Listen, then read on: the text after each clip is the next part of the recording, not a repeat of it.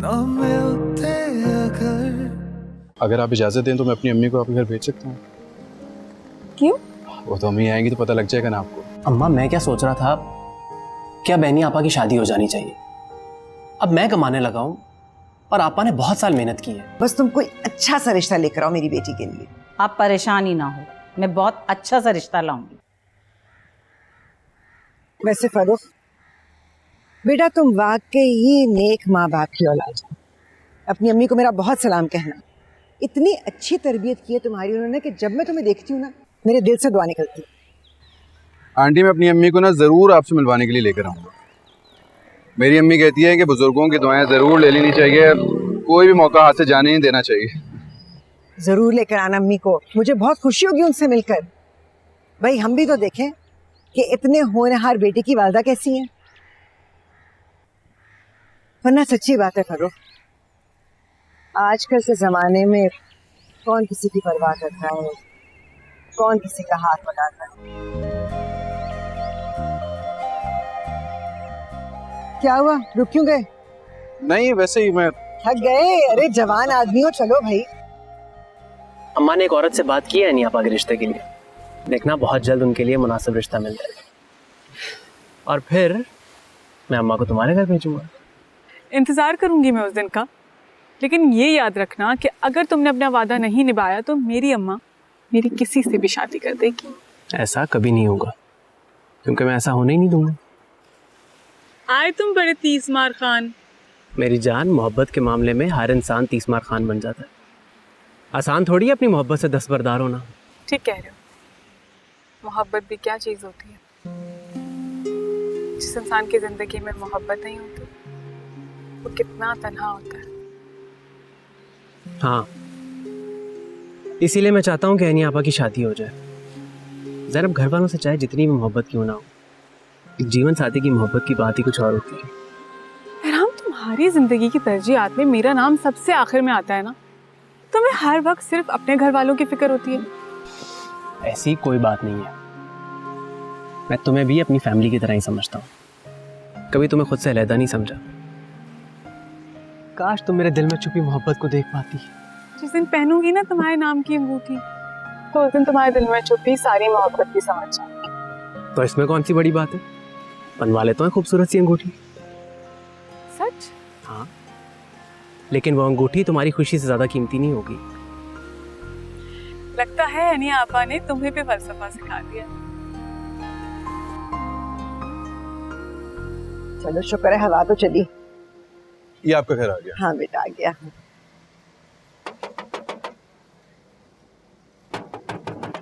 लो बेटा, शुक्रिया तुम्हारा। शुक्रिया क्या बात।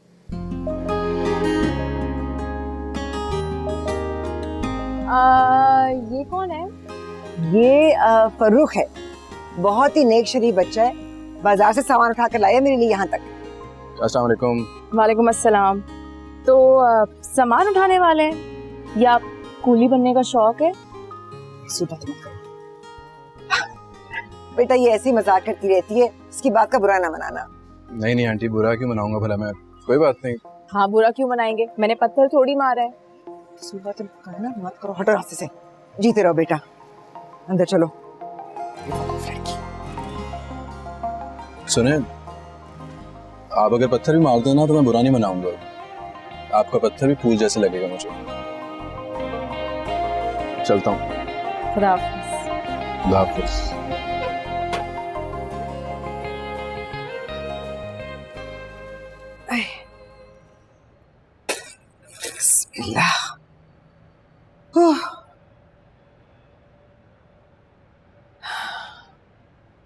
एक बात बताओ, उस भले मानस शख्स से इस तरह फजूल बात करने की क्या जरूरत थी? वो क्या सोच रहा होगा? इस घर की लड़कियों को बात करने की तमीज नहीं है? अम्मी, आपको उस अजनबी लड़के की क्यों इतनी फिक्र हो रही है? क्योंकि वो आपका सामान उठा उठा के घर तक लेके नहीं आएगा। और आप ही को शौक है बाजार जाके एक एक चीज खुद लेकर आने की। जब हाथ खींच कर खर्च करना हो ना तो इसी तरह से खुद खरीदारी करनी पड़ती है। एक एक पाई का हिसाब रखना पड़ता है। ये जिम्मेदारी मैं किसी और को नहीं दे सकती। और मैं इसलिए नहीं कह रही हूँ, इसलिए कह रही हूँ कि वो अच्छा नेक शरीफ लड़का है, उसको तुम्हारी बात बुरी लगी होगी। कोई बुरी नहीं लगी, कोने में खड़ा हुआ मुस्कुरा रहा था। तुम नहीं सुधर सकती कभी भी। चांदनी, चांदनी, बेटा ये सामान ले जाओ, किचन में रखो जाकर, और जरा संभल कर खर्च करना। यहां तो ऐसा लगता है कि अनाज का कुआं भी होगा तो खत्म हो जाएगा। छोड़ दो, उठाने की तौफीक तो तुम्हें नहीं हुई है, अब देखने का बहुत शौक हो रहा है। ले जाओ। एनी किधर है? जब से वो स्कूल से आए वो कमरे में ही है, नीचे नहीं आई। थक गई होगी बेचारी, आराम करने दो उसे।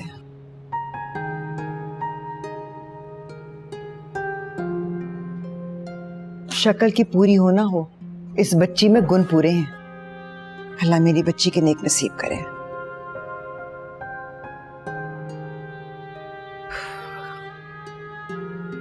माँ को पानी पिला सकती हो? हाँ हाँ। चांदनी, चांदनी अम्मी को पानी पिलाओ। अच्छा।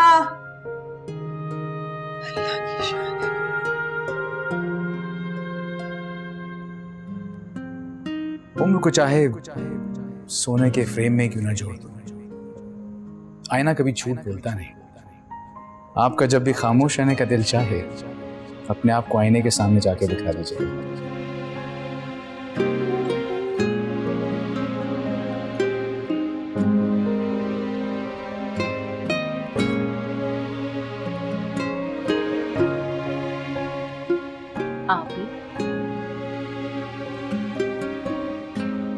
आप ही क्या देख रही है? कुछ नहीं। कभी कभी आईने में नजर आने वाले अक्स को देख के इंसान खो जाता है। लेकिन मैं तो जब भी अपने आप को आईने में देखती हूँ, मैं तो ऐसा कुछ नहीं सोचती। क्योंकि तुम्हारी और मेरी उम्र में बहुत फर्क है हुरिया। एक उम्र के बाद इंसान आईना देखते हुए खो सा जाता है, अपने माजी के नक्श ढूंढता है। पता नहीं क्या मुश्किल बातें करती रहती हैं आप। ये चाय मैं वहां रख रही हूँ। अच्छा सुने, आज आप पूरा दिन अपने कमरे से नहीं निकली? कुछ नहीं, आज स्कूल में भी बहुत काम था और फिर कुछ तबीयत खराब हो रही थी, सर में दर्द है। चांदनी को भेजूं आपका सर दबाने के लिए? नहीं, मैं आराम करती। पक्की बात है?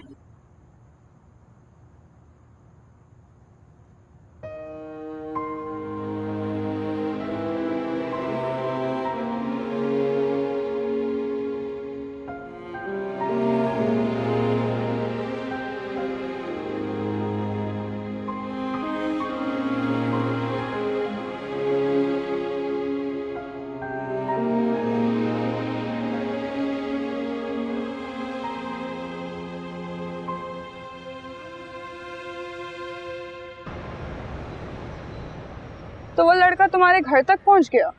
अम्मी सामान लेकर आती है ना, तो उनके साथ साथ सामान लेके घर तक पहुंच जाता है। सोशल वर्कर बन गया है उनके लिए। उनके लिए या तुम्हारे लिए? उन्हें तो ऐसा ही लगता है कि उनके साथ हमदर्दी कर रहा है। ज़हीन लड़का है, अपने लिए रास्ते बना रहा है। वो तो कह रहा था कि वो अपनी अम्मी को तुम्हारे घर भेजेगा, भेजा नहीं? अभी तक भेजा तो नहीं है, लेकिन मुझे ऐसा लगता नहीं कि वो झूठ बोल रहा होगा। झूठ बोलने वाले के चेहरे पे ये थोड़ी लिखा हुआ होता है कि वो झूठा है या सच्चा है, ये तो वक्त ही बताता है। हाँ, देखते हैं क्या होता है। अगर वो तुमसे सच्ची मोहब्बत करता होगा तो अपनी माँ को तुम्हारे घर ज़रूर भेजेगा। ये सच्ची मोहब्बत करने वालों की निशानी होती है। उसकी आंखों में एक अनोखा सा अक्स दिखाई देता है। हो सकता है कि वो मोहब्बत का ही अक्स हो सकता है। कहते हैं ना मोहब्बत आंखों में नजर आ जाती है, और ये भी कहते हैं कि इश्क और मुश्क छुपाए नहीं छुपते। इश्क अनोखा सा लफ्ज लगता है ना, मगर कहते हैं कि सच्चा इश्क नसीब वालों को मिलता है। मुझे तो जरूर मिलेगा, और मेरे नसीब भी बहुत अच्छे होंगे। ये तो हर लड़की कहती है, लेकिन नसीब में क्या लिखा है ये तो एक राज है जो कि सिर्फ अल्लाह को पता है। मेरा नसीब लेकिन बहुत अच्छा होगा, और एक दिन मेरे पास सब कुछ होगा। फिर बताओ, तुमने साइंस क्लास ली?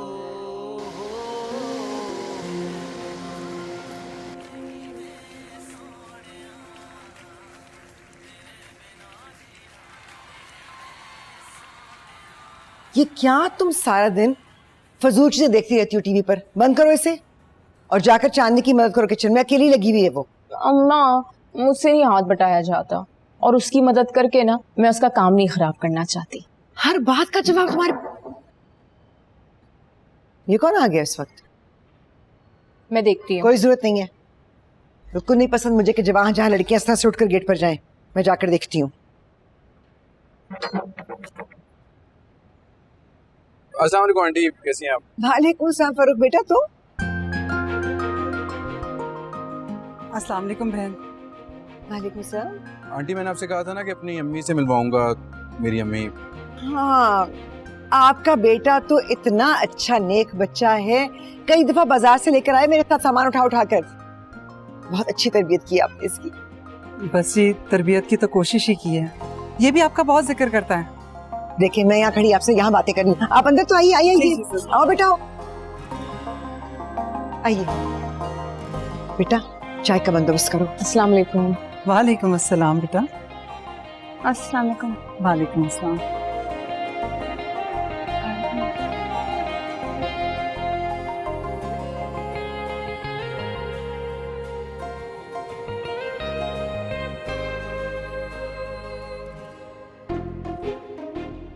ये लड़का हमारे घर कैसे आ गया और अम्मा कैसे इसकी मेहमानदारी कर रही है? तुम्हें याद है अम्मा जिसका बताती है, नेक और हमदर्द लड़का। अरे जो सामान उठा उठा के घर लेकर आता है, ये वही लड़का है। ओह माय गॉड, ये वो जोकर है। आहिस्ता बोलो, बाहर आवाज चली जाएगी। लेकिन इस लड़के के साथ तो कोई औरत आई है। अपनी अम्मा को लेकर आया होगा ना हमारी अम्मी से मिलवाने के लिए। चाह रहा होगा कि दोनों बुजुर्ग सहेलियां बन जाए। अजीब सी बात नहीं है? अजीब बात क्या है चांदनी, लोगों के घर मेहमान नहीं आते क्या? ऐसे अजनबी मेहमान तो मैं पहली बार देख रही हूँ। तुम ये सारी बातें मुझसे बाद में कर लेना, सबसे पहले जल्दी से चाय बनाओ। अम्मी कह रही है कि जल्दी से चाय लेकर आओ। क्या बात है, ये पहले मेहमान है जिनकी खातिरदारी तुम इतने शौक से कर रही हो। चांदनी ये सारी बातें तुम मुझे बाद में सुना लेना। शुगर पॉट कहाँ रखा हुआ है?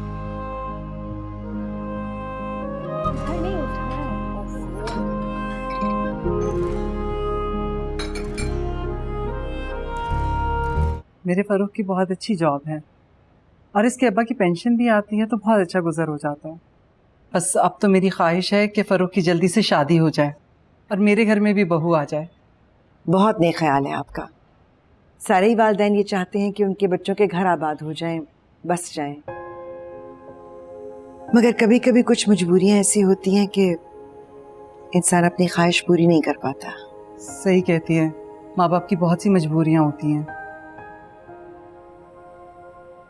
ये हुरिया है मेरी बेटी, बीए में पढ़ रही है। माशाल्लाह बहुत ही खूबसूरत है, बिल्कुल अपने नाम की तरह। वो कहते हैं ना, नाम पे शख्सियत का अक्स होता है। मेरी तो बस ये दुआ है कि अल्लाह मेरी बच्चियों के नेक नसीब करे।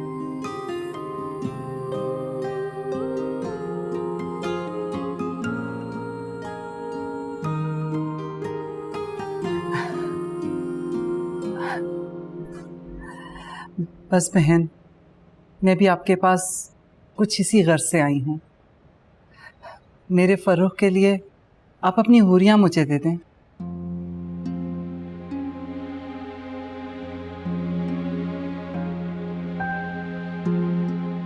हुरिया तुम अंदर जाओ। जी।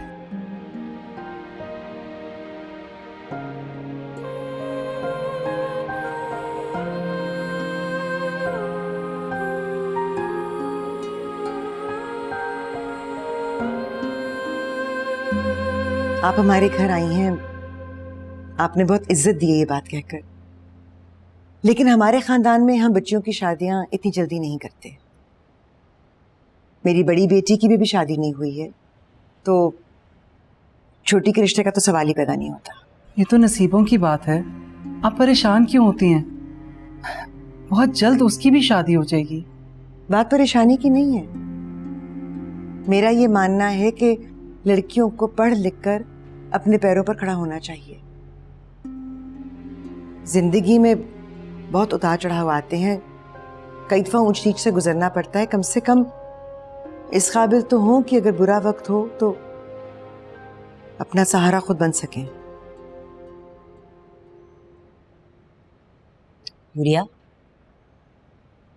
ओरिया, ओरिया, अंदर क्या हो रहा है? मेहमान आए हैं। मेहमान आए? अम्मा के कोई रिश्तेदार आए हैं? नहीं, मेरा रिश्ता लेकर आए हैं। तुम्हारा रिश्ता? हाँ। नाइस।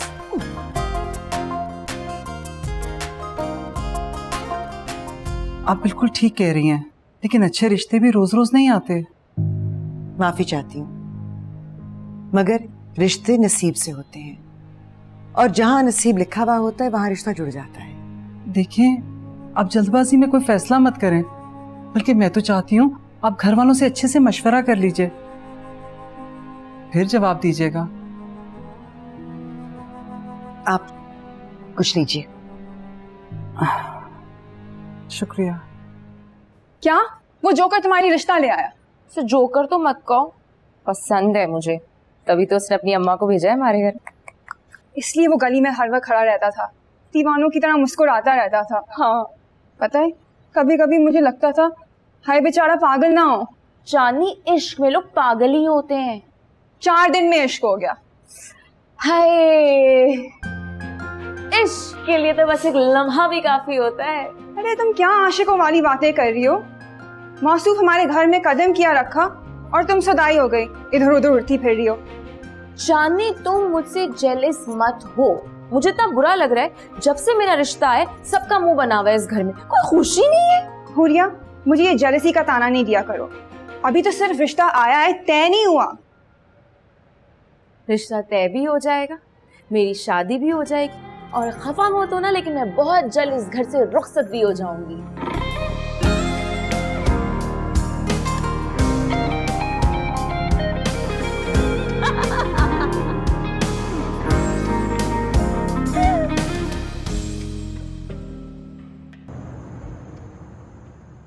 अजीब दुनिया है, बच्ची है अभी हुरिया, और वो लोग रिश्ता लेकर आ गए।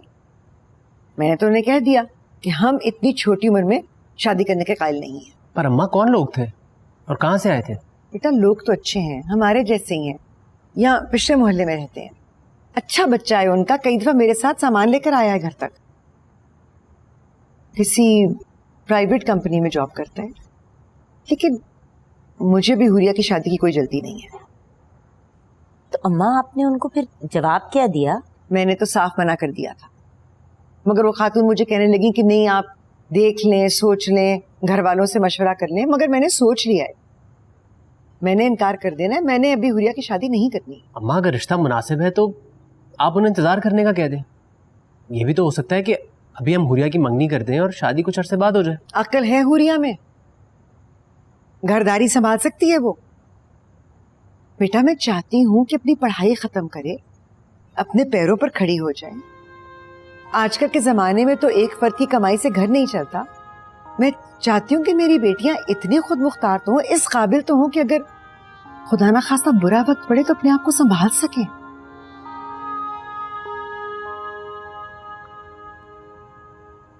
अभी नहीं करनी मैंने उसकी शादी।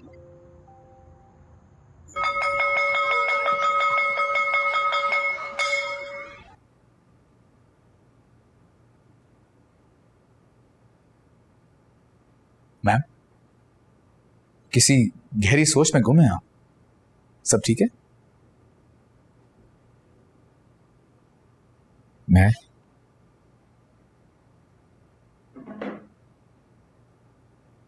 कुछ नहीं, बस अपनी जिंदगी के बारे में सोच रही थी, अपनी लाइफ चॉइसेस के बारे में सोच रही थी और रिग्रेट कर रही थी।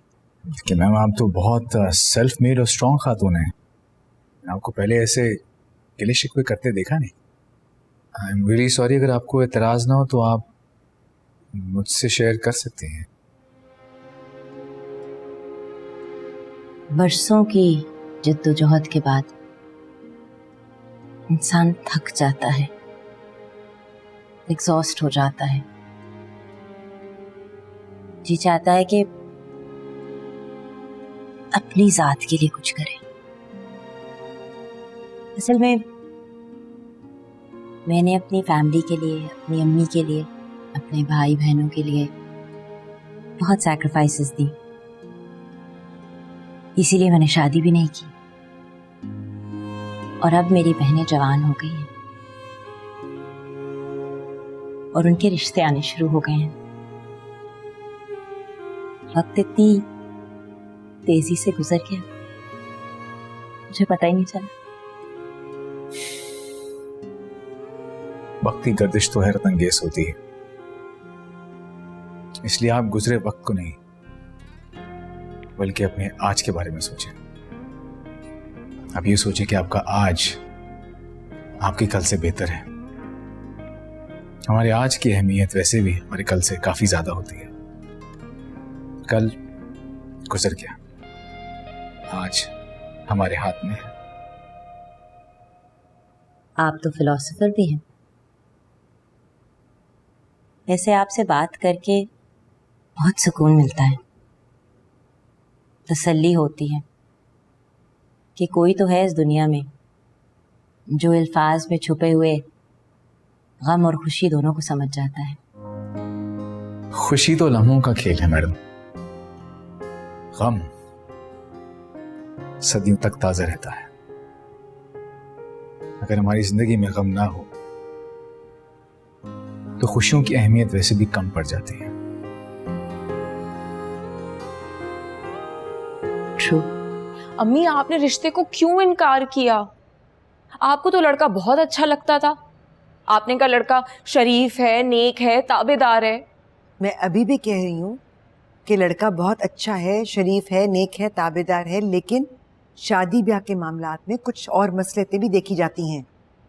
अभी ऐनी की शादी हुई नहीं, मैं तुम्हारा रिश्ता कैसे कर दूं? अम्मी, आप चाहती हैं कि मैं और चांदनी घर बैठे बैठे आप ही की तरह बूढ़ी हो जाए। किस तरह से बात कर रही हो तुम? बड़ी बहन के बारे में इस तरह बात करते हैं? इतने सालों से वो कमा कमा कर तुम लोगों को खिला रही है, तुम्हारी पढ़ाइयों के खर्चे पूरे कर रही है, वरना तुमने तो वाकई जाहिर और अनपढ़ रह जाना था। कदर करो बहन की कुर्बानियों की। अम्मा, मैं तो ऐनी आपा की कुर्बानियों की कदर करती हूँ, उन्होंने कभी एहसान नहीं जताया। मेरी शादी हो रही है कि नहीं? बीए तुमसे हुआ नहीं, ब्याह की पड़ी हुई है। बीए हो जाएगा, ब्याह का नहीं पता कि होगा भी कि नहीं। पहले पढ़ लिख कर किसी काबिल हो जाओ, नौकरी करो, 4 पैसे जोड़ो, अपने आप को संभालना सीखो, फिर हो जाएगी शादी। आप बस चाहती है कि आप ही की तरह आप मुझे नौकरी पर लगा दें। चांदनी से करवाए ना नौकरी, इसको तो शौक भी है। मैं तो जॉब जरूर करूंगी। हाँ तो तुम करो, मेरी जान छोड़ो। बस बहुत हो गया, कान खोल कर सुन लो, शादी के बारे में अभी सोचना भी मत। अरे इतनी बदले हाजी से अपने मुंह से खुद ही अपनी शादी की बात करती जा रही हो। अम्मी, अगर एक लड़की अपनी शादी के बारे में बात कर भी रही है तो उसमें गलत क्या है? मैंने कहा ना, बहुत सुन ली मैंने तुम्हारी बकवास। पता नहीं मेरी तरबियत में क्या कमी रह गई है जो तुम जैसी मुंहफट और बदतमीज बेटी मिली है मुझे। जो शराफत से बैठे रहे, उनको घर पे बिठाया हुआ है आपने।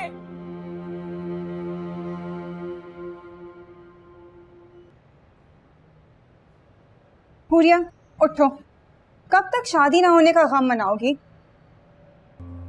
मुझे भूख नहीं है, मेरा दिल टूटा है और किसी को एहसास नहीं है। मेरी खुशी, मेरी मर्जी, किसी को परवाह ही नहीं है। अच्छा, तो खाना पीना छोड़ देने से तो क्या तुम्हारी शादी हो जाएगी? और शादी को तुमने इतना क्यों सर पर सवार कर लिया है? अम्मी चाहती है कि हम भी ऐनी आपा की तरह बन जाएं, लेकिन मुझे तो दुल्हन बनने का शौक है। तुम उस लड़के को पसंद करने लगी हो ना, और तुम तो हो ही इतनी खूबसूरत, से तुम्हें देखा और फिर रिश्ता भी भेज दिया। खूबसूरत लोगों का तो हक होता है कि उन्हें चाहा जाए। जिम्मेदारियां उठाने और खिदमत करने के लिए तो हम जैसे लोग होते हैं। लेकिन चांदनी, दुल्हन बनने का शौक तो यार हर लड़की को होता है, चाहे वो खूबसूरत हो या ना हो। तुम्हें भी तो होगा ना, और शायद ऐनी आप ही को भी हो। सारे शौक तो पूरे नहीं हो सकते, और मैं दुल्हन बनकर तो बिल्कुल भी नहीं अच्छी लगूंगी। ऐसे मुझसे शादी भी कौन करेगा? हर आदमी की ख्वाहिश है कि खूबसूरत बीवी हो। और वैसे भी अगर ऐनी आपा ने शादी कर ली होती तो हमारा घर कौन चलाता? ऐनी आपा ने हमारे लिए बहुत कुर्बानियां दी हैं। और अम्मी हमको ऐनी आप ही की तरह ही बनाना चाहती है। वो चाहती है कि दहलीज पे बैठे बैठे हम भी बूढ़े हो जाए। हर इंसान ने एक दिन तो बूढ़ा तो होना है, इसमें खौफ कैसा? अहमियत इस बात की है कि इंसान खुद मुख्तार और खुद कफील हो। लेकिन मुझे खुद मुख्तार और खुद कफील नहीं बनना। मैं चाहती हूँ कि मेरी शादी हो, मेरा एक शौहर हो, मैं उसके साथ सैर सपाटे पे जाऊं, खाऊं पीऊं, मजे करूं। अरे मुझे तो इस घर से खौफ आता है जहाँ पे किसी की शादी ही नहीं होती है। मेरा ख्याल है कि तुम अपनी जिद छोड़ दो, तुम्हारे लिए बेहतर होगा। नहीं छोड़ूंगी मैं अपनी जिद को। मुझे शादी करनी है और शादी करके ना इस घर में पलट के वापस नहीं आऊंगी मैं। इस घर का माहौल तो देखो, मुझे तो अभी से घबराहट हो रही है। इतने बड़े बोल ना बोलो, अभी तक तो रिश्ता तय भी नहीं हुआ है। मैं प्लान बना लिया है, शेख चिली को भी पीछे छोड़ दिया है। ठीक है ठीक है, उड़ा लो मेरा मजाक। तुम तो हो ही ऐसी, तुम तो चाहती भी यही हो। तुमने मुझे हर वक्त गलत समझा। मैं नहीं आपा से बात करती हूँ, शायद वो अम्मा को मना सकें। तुम खाना तो खाओ, वरना ये भूख हड़ताल तुम्हें महंगी पड़ेगी।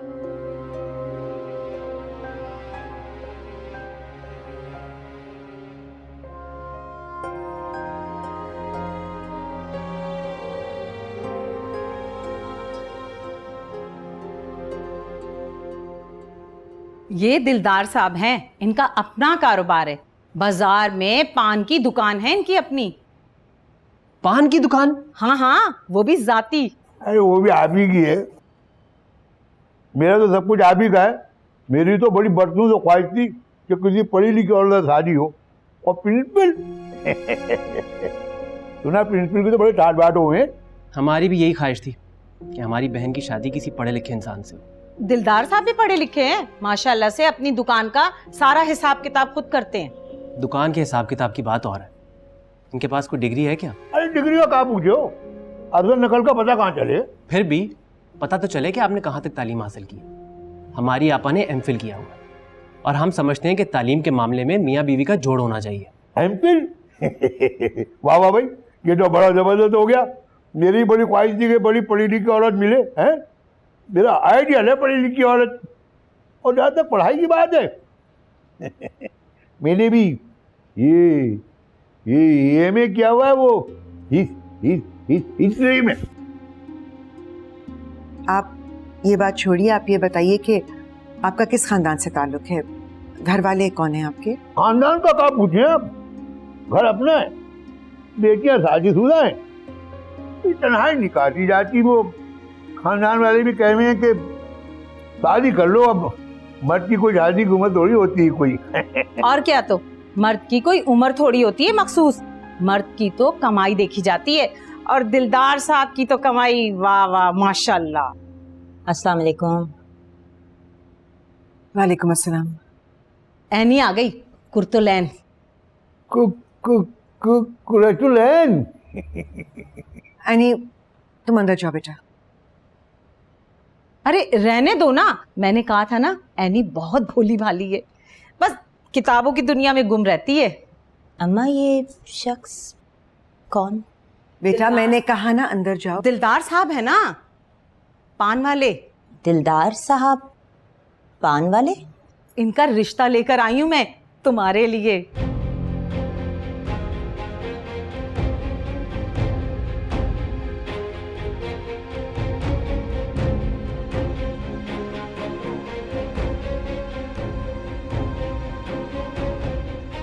अम्मा आपने सोच भी कैसे लिया कि मैं किसी ऐसे आदमी से शादी करूंगी?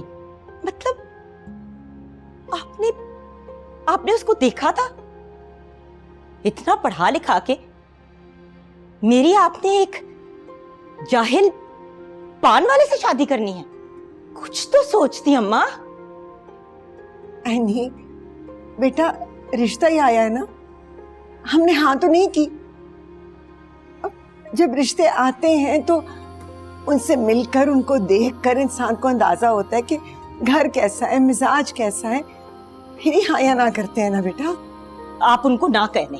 बेटा मैंने कर दी है ना, तुम बेटी हो मेरी, मेरे दिल का टुकड़ा हो, तो मैं खाई में तो नहीं धकेल दूंगी ना। कि बेटा मेरी जान,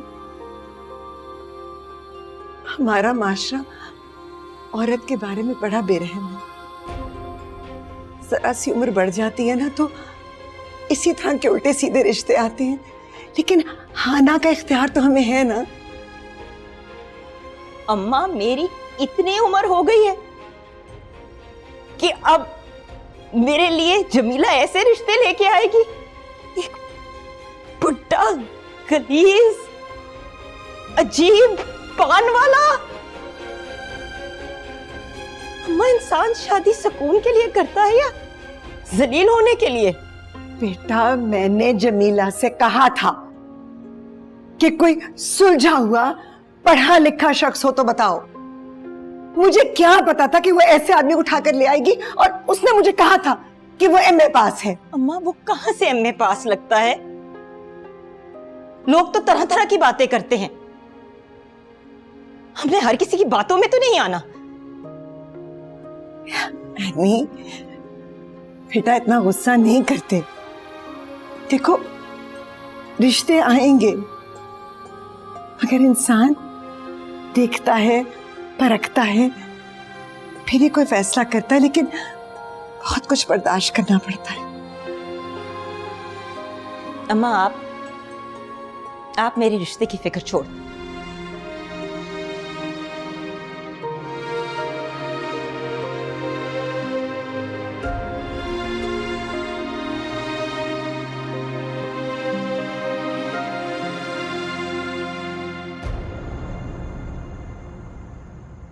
अम्मा ये औरत किस तरह के रिश्ते लेकर आ जाती है?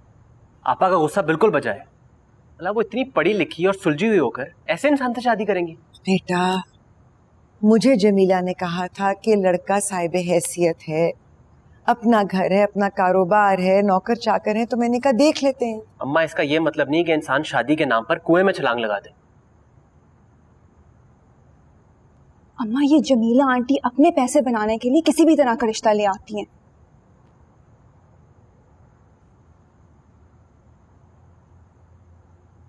हुरिया तुम्हें क्या हुआ? मुंह क्यों उतरा हुआ तुम्हारा? क्या होना है इससे? इसके तो मिजाज ही नहीं मिलते। काश बड़े नौजवानों की बात भी समझ सकते। हाँ बेटा बड़ों ने तो धूप में बाल सफेद किए, सारे नौजवान ही तो हैं जो अकले कुल हैं। ये तुम्हें जो शादी का शौक चढ़ा हुआ है ये सिर्फ इसलिए है क्योंकि तुम्हें अंदाजा ही नहीं कि शादी कितनी बड़ी जिम्मेदारी का नाम है। और आपका बस चले तो आप किसी की भी शादी ना होने दें। शादी शादी शादी, तुम्हारे दिमाग में इसके अलावा कोई बात आती भी है? अब कहाँ चल दी हो इस तरह उठकर? अम्मा इसे छोड़े, बहनी आपा के लिए कोई पढ़ा लिखा सुलझा हुआ आदमी होना चाहिए। ये कोई जाहिल बड़े बड़े बच्चों का बाप जिसे दूसरी शादी का शौक हो, ऐसे आदमी से तो शादी नहीं कर सकती। बेटा मैं क्या करूं, मेरा तो जैसे दिमाग बंद होना शुरू हो गया है। माँ परेशान मत हो, अल्लाह सब ठीक करेगा इंशाल्लाह। बेटा कैसे फिक्र ना करूं? अल्लाह पे ईमान रखें, सब ठीक होगा इंशाल्लाह।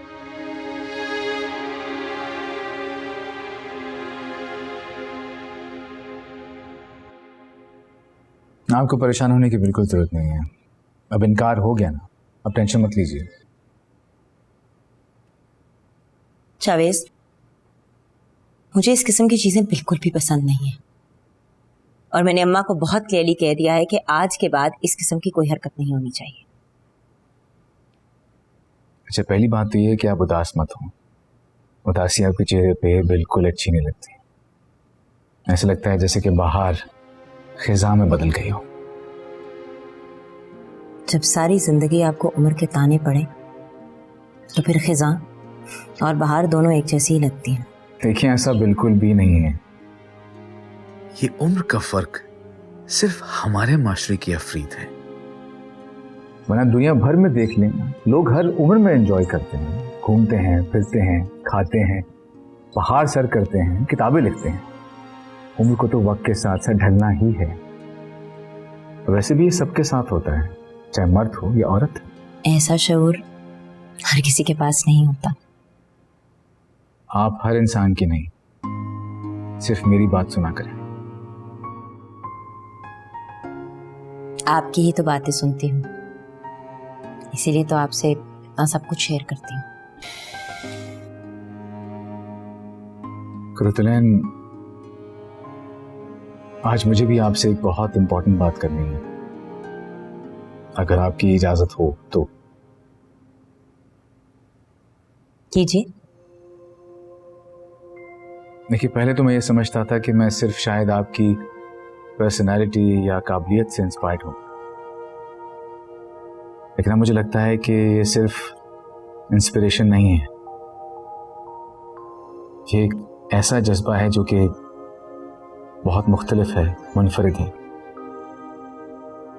जैसे कि मोहब्बत।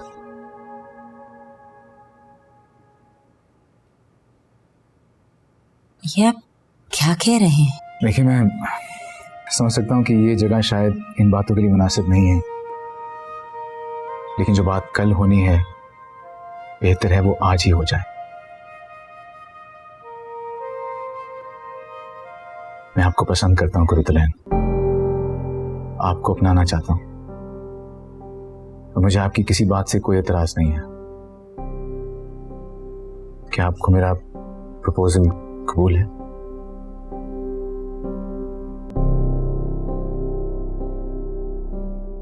हम तुम ना